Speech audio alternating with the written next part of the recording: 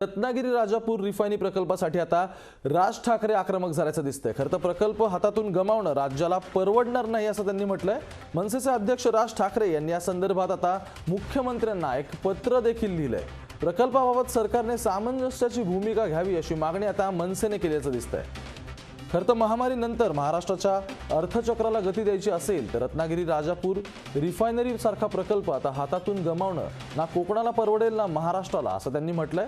राज्याचं दीर्घकालीन हित लक्षात घेऊन या प्रकल्पाच्या बाबतीत आता सरकारने सामंजस्याची भूमिका घ्यावी असं राज ठाकरे यांनी मुख्यमंत्र्यांना दिलेल्या पत्रामध्ये नमूद केलंय। हे पत्र त्यांनी शरद पवार आणि देवेंद्र फडणवीस यांना देखील दिल्याची माहिती आता समोर येते।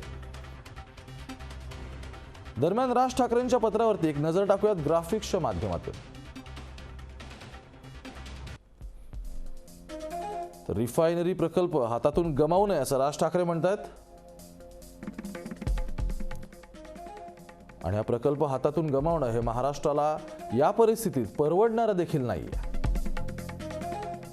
सध्या प्रकल्पाला काही स्थानिक भूमिपुत्रांचा विरोध होता। या संपूर्ण जमिनी खरं तर परप्रांतीयांच्या घशात जातील अशी त्यांना भीती देखील होती। त्याचप्रमाणे प्रकल्पामध्ये कोकणी माणसाला स्थान मिळेल का अशी शंका या भूमिपुत्रांच्या मनामध्ये होती। त्याचप्रमाणे पर्यावरणाचा प्रश्न देखील या ठिकाणी पुढे आलेला होता। त्यामुळे कोकणाचा निसर्ग नष्ट होईल असं देखील काही शेतकऱ्यांना वाटत होतं। काही मंदिरांचा देखील या ठिकाणी प्रश्न प्रलंबित होता।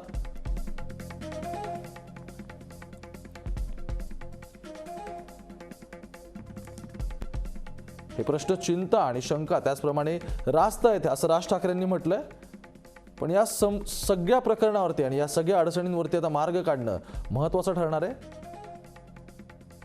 आणि कोणीही काहीही म्हणू दे मात्र महाराष्ट्र फर्स्ट हे धडाकेबाज धोरण कायम पुढे असावं असं आता राज ठाकरेंनी म्हटलंय। त्यामुळे राज ठाकरे यांनी खरं तर पत्र लिहिलंय मुख्यमंत्र्यांना आणि कोकणातल्या प्रकल्पासंदर्भात त्यांनी आता आग्रही मागणी केली आहे।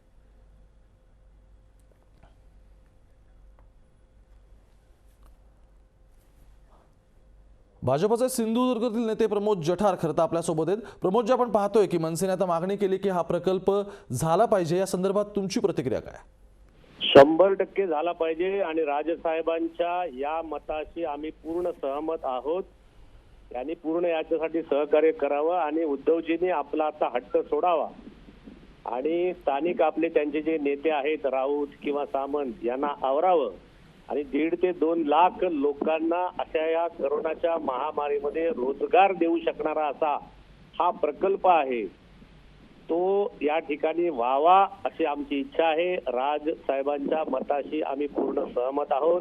भारतीय जनता पक्षाच्या केंद्र सरकारने आणलेला हा प्रकल्प व्हायला हवा असं जनमत आहे।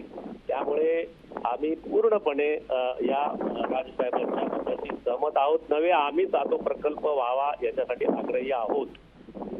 नक्कीच प्रमोद जी, खरं तर नाणारच्या प्रकल्पाच्या वेळी सुद्धा भूमिपुत्रांचा मुद्दा समोर आला होता। आता सिंधुदुर्गातल्या रिफायनरी संदर्भात देखील, रत्नागिरीच्या रिफायनरी संदर्भात देखील हाच मुद्दा पुढे येतोय। या सगळ्या प्रकरणाबद्दल मात्र राज ठाकरेंनी कोणतं स्पष्टीकरण दिल्याचं पत्रात दिसत नाहीये, काय सांगाल? नाही, भूमिपुत्रांची सहमती आहे, समजून घ्या। हे काही 2-4 मंडळी आहेत। परवा या विरोधक असलेले त्यांच्यातले एक नेते वालम म्हणून आहेत, यांनी सांगितलं की विरोधकांनी जी आंदोलनं केली त्याला जवळजवळ 4 कोटीपेक्षा जास्त पैसे खर्च झाले। माझा सवाल तुमच्या माध्यमातून आहे की हे 4 कोटी रुपये कुठून आणले या लोकांनी? या विरोधकाच्या मागे कोण आहे? या देशातल्या किंवा कोकणातल्या जनतेचा विकास होऊ नये याच्यासाठी कोण काम करतंय?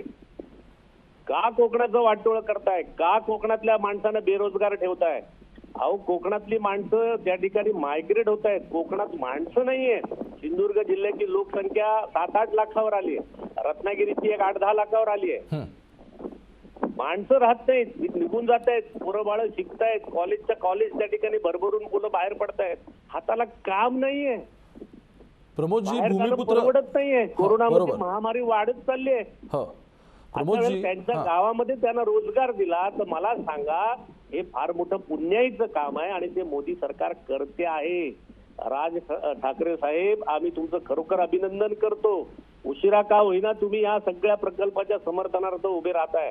राणे साहेब त्या ठिकाणी समर्थनार्थ उभे राहिलेले आहेत, जनता समर्थनार्थ उभे राहिलेले आहेत, व्यापारी समर्थनार्थ उभे राहिलेले आहेत, त्या ठिकाणचे वकील समर्थन करतायत, डॉक्टर समर्थन करतायत. आता कोणाचं समर्थन शिल्लक आहे?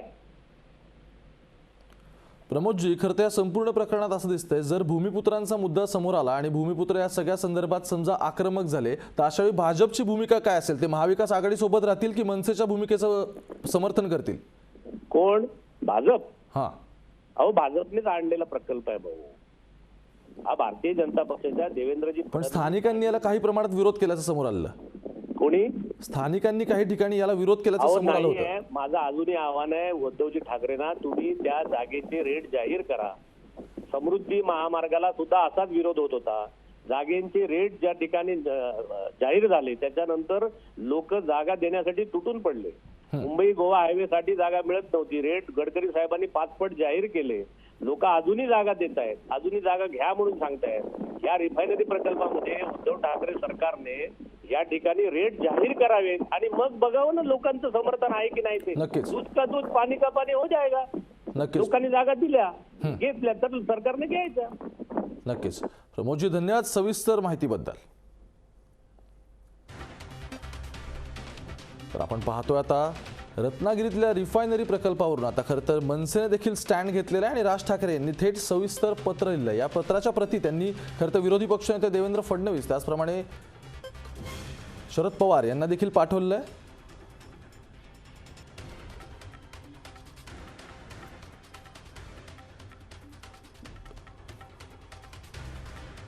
पाहूयात या सगळ्या संदर्भात विनायक राऊत नक्की काय म्हणतात. काही वर्षापूर्वी याच राज ठाकरे यांनी रिफायनरी प्रकल्पाला कडाडून विरोध केला होता आणि कोणत्या परिस्थितीमध्ये हा रिफायनरी प्रकल्प आम्ही येऊ देणार नाही अशी घोषणाही केली होती.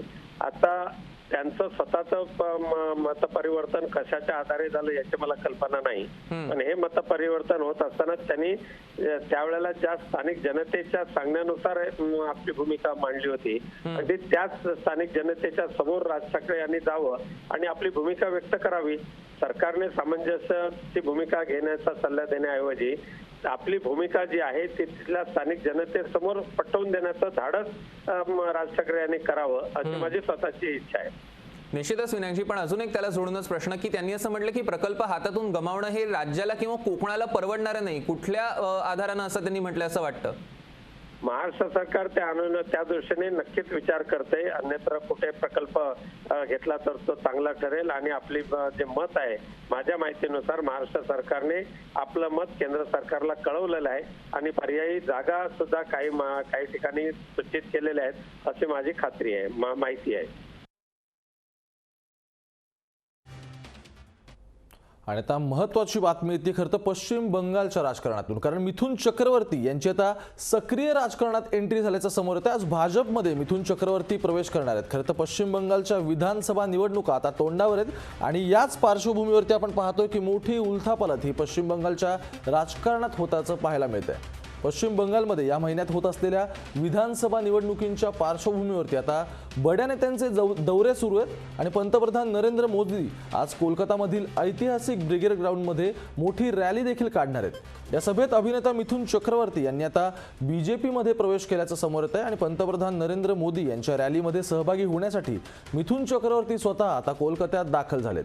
रात्री उशिरा त्यांनी भाजपमध्ये खरं तर बंगाल प्रभारी कौशल विजयवर्गीय यांची भेट देखील घेतली आणि मिथुन चक्रवर्ती आज दुपारीच खरं तर आता ब्रिगेड मैदानमध्ये भाजपमध्ये प्रवेश करतील अशी सूत्रांची माहिती आहे. दिलीप घोष, कैलाश विजयवर्गीय त्यांना झेंडा देऊन आता भाजपची सदस्यता देखील देणार असल्याची माहिती समोर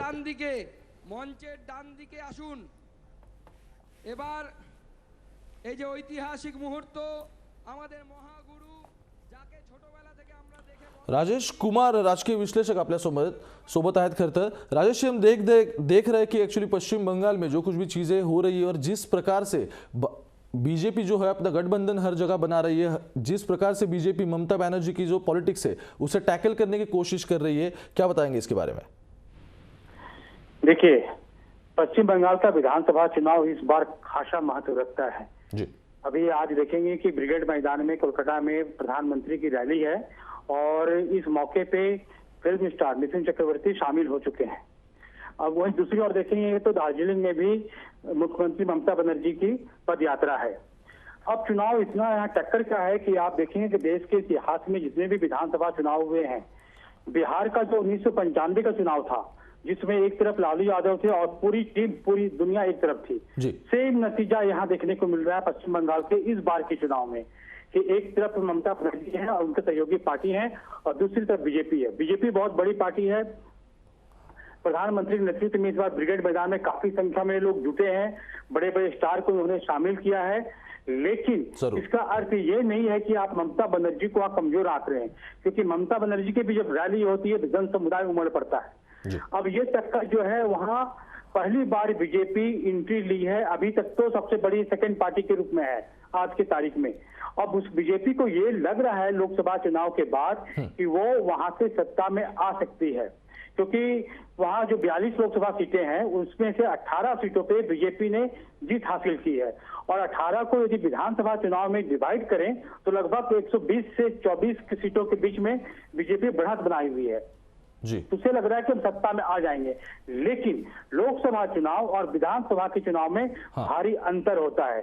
2016 के विधानसभा चुनाव में बीजेपी को सिर्फ 3 सीटें मिली थी, लेकिन विधानसभा चुनाव में 2016 के 19 लोकसभा चुनाव में जो उनको बढ़त मिली है उससे लग रहा है कि बीजेपी वहां सत्ता बना पाएगी, पूरी ताकत लगा दी है बीजेपी। लेकिन ममता बनर्जी वहां बहुत स्ट्रांग कैंडिडेट है, उनको टक्कर देना आसान नहीं है। अब जैसे पहले था कि त्रिकोणीय टक्कर होगी वहां पे, बीजेपी कांग्रेस और सीपीएम, बीजेपी और तृणमूल के बीच में सीपीएम और कांग्रेस से एक साथ आ रही है, लेकिन जैसे जैसे ध्रुवीकरण बढ़ रहा है वैसे वैसे वो मामला दो तरफ जाता जाएगा।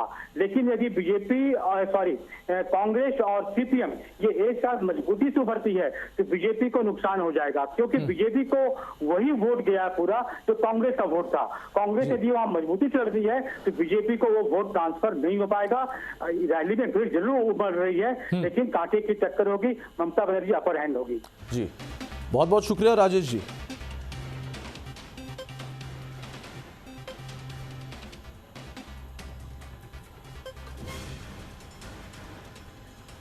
मनसेचे नेते बाळा नांदगावकर नक्की काय म्हणतात, जाऊयात थेट। प्रकल्पाला विरोध आणि नंतर पाठिंबा अशी भूमिका मनसेची आहे। त्यांचं म्हणणं की भाजपचे काही नेते मंडळी तिकडे समर्थन करतायत, त्यांच्यावर ही मनसे जाते, अशा पद्धतीचं त्यांचं म्हणणं। मला असं वाटतं की शिवसेनेने हे पण विचार करावा त्यांच्या प्रमुखाने सुद्धा की तुमच्यामध्ये सुद्धा 2 गट झालेले आहेत। मध्यंतरी राजन साळवीवरती म्हणून आपण कारवाई करायला निघाला होतात। राजन साळवी ह्या प्रकल्पामध्ये अग्रेसर होते आणि आम्ही सुरुवात केल्यानंतर तुम्ही जोरात आला होतात, परंतु या राज्याची वास्तव जी परिस्थिती आहे ती पाहता इथे कोणाचं समर्थन करण्याचा प्रश्न येत नाही। महाराष्ट्राच्या आणि कोकणाच्या हिताच्या दृष्टीने हा प्रकल्प किती गरजेचा आहे, त्याच्यामुळे आता तुम्ही काहीतरी सांगाल अर्थपूर्ण वगैरे वगैरे, त्याला काही पॉईंट नाही ना त्याला बोलण्यामध्ये। मला असं वाटतं की राज्याचं हित तुम्ही पाहणार की नाही। एका बाजूला तुम्ही म्हणता राज्यामध्ये तिजोरीमध्ये खडकाट आहे, राज्याला काही मिळत नाही, आणि अशा वेळेला अशा प्रकारचे काहीतरी राज्याला देणारे प्रकल्प जर राज्याच्या बाहेर जाणार असेल तर ते कितपत योग्य आहे। आणि म्हणून राजकारणाच्या पलीकडे जाऊन महाराष्ट्राच्या हिताचं, कोकणाच्या आणि महाराष्ट्राच्या हिताचा जो निर्णय आहे तो घेणं गरजेचं आहे। त्याच्यामुळे बीजेपी सांगते म्हणून काय विषय येत नाही ना। ज्यावेळेला आम्ही सुरुवातीला गेलो त्यावेळेला आम्हाला कोणी सांगून पाठवलं होतं का विरोध करायला, त्यावेळेला आम्हाला कोणी सुपारी दिली होती का, आम्हाला सांगितलं होतं? असं काय नसतं। आमच्या सतत विवेक बुद्धीला जे पटते ते योग्य असं आम्हाला वाटतं आणि म्हणून आमची जी भूमिका आहे ती अत्यंत स्पष्ट आणि साफ आहे। गेल्या वेळेसारखा विरोध होता या प्रकल्पाला, स्थानिकांचा खास करून आपण विरोध करायला होतो, म्हणूनच आता तुम्ही पत्र राज ठाकरेंनी मुख्यमंत्र्यांना, शरद पवारांनी दिले, यानंतर स्थानिकांची भेटीगाठी मनसे नेत्यांकडे केल्या जातील। बिलकुल मला असं वाटतं की स्थानिक लोक आमची तिथे आमच्या तिकडे असणारे जे पदाधिकारी कार्यकर्ते आहेत ते त्यांना स्वतः भेटतातच आहेत, किंबहुना त्यांना जर भेटायचं असेल, त्यांना काही भूमिका मांडायची असेल तर अवश्य येऊन ते साहेबांना भेटू शकतात। आम्ही साहेबांना भेटून त्यांचं जे काही मनाचं शंका कुशल त्याचं निरसन करण्याचा प्रयत्न करू। पण कोकणी बांधवांनाही माझी नम्र विनंती आहे की अशा प्रकारचा प्रकल्प आता जाऊ देऊ नका। त्यावेळेला घेतलेली भूमिका एक भूमिका होती त्यावेळेला, पण आता कोविड नंतर सगळेच एकंदरीत निकष बदललेले आहेत, सगळ्याच गोष्टी बदललेल्या आहेत आणि अशा वेळेला राज्याचं नुकसान करणं हे राज्याच्या हिताच्या दृष्टीने बरोबर नाही। बरं, गेल्या वेळी विरोधकांना पाठिंबा दर्शवण्यासाठी तुम्ही राज ठाकरेंना घेऊन कोकणात उतरलेला होतात, आता पुन्हा एकदा राज ठाकरे त्या ठिकाणी जे समर्थक आहेत त्यांना पाठिंबा देण्यासाठी, या प्रकल्पाला पाठिंबा देण्यासाठी पुन्हा एकदा कोकणात जाणार का? नाही, विषय असा आहे की आता पुढची मुवमेंट कशी करायची तर पक्षप्रमुख ठरवतीलच. मला असं वाटतं की जायलाच पाहिजे अशातला भाग नाही. मागच्या वेळेला जाऊन आम्ही त्यांची भूमिका तिथे जाऊन समजून घेतली होती, किंबहुना इकडे त्यांना बोलवलं होतं, त्यांची भूमिका समजून घेतली होती. विरोधक सुद्धा आले होते आणि समर्थक सुद्धा आले होते. त्यावेळेला आम्ही आमची भूमिका स्पष्टपणे मांडली होती. पण एकंदरीत पाहता आता राज्याचा विचार करणं आम्हाला आवश्यक वाटतंय आणि त्याच्यात कुठेही कोकणाचं नुकसान होणार नाही, तिथल्या पर्यावरणाचं नुकसान होणार नाही, तिथल्या निसर्गाचं नुकसान होणार नाही, किंबहुना लोकांचं सुद्धा नुकसान होणार नाही. ही सगळी काळजी घेऊनच जायचं आहे असं मला वाटते. नाणारवासियांना मात्र असं वाटतं की धरसोडची भूमिका सुरू झालेली आहे. नाही, धरसोडची म्हणजे शिवसेनेने पण एकदा हे केलेलं आहे. ही धरसोडच्या भूमिकेचा याचा संबंध येत नाही. मला असं वाटतं एखादी गोष्ट समोर जर स्पष्ट लख्खाशी दिसत असेल तर त्या गोष्टीकडे दुर्लक्ष करून आपण पुढे जायचं हे काय आम्हाला योग्य वाटत नाही. कळलं का? मागच्या गव्हर्नमेंटने त्यावेळेला शिवसेना भाजप एकत्र होती त्यावेळेला त्यांनी तो प्रकल्प रायगडमध्ये न्यायचा पण विचार केला होताच ना. का केला होता विचार की हा प्रकल्प राज्यातून जाऊ नये.